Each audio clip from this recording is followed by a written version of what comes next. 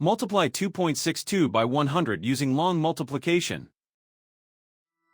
For now, ignore the decimal points. Start with the rightmost digit of the bottom factor, 0. Multiplying by 0 makes this whole row 0. The first partial product is 0. Now use the next digit to the left, 0. Start one place to the left. Multiplying by 0 makes this whole row 0. The second partial product is 0. Now use the next digit to the left, 1.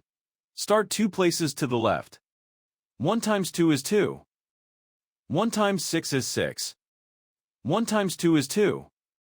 The third partial product is 26,200. Now add the partial products, working from right to left. The ones and tens columns each add to 0. Move right to left, one column at a time.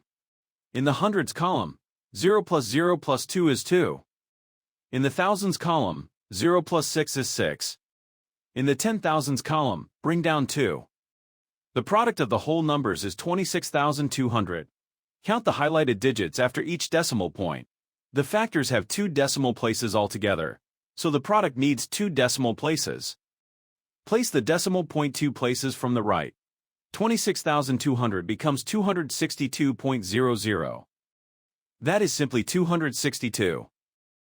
So 2.62 times 100 is 262.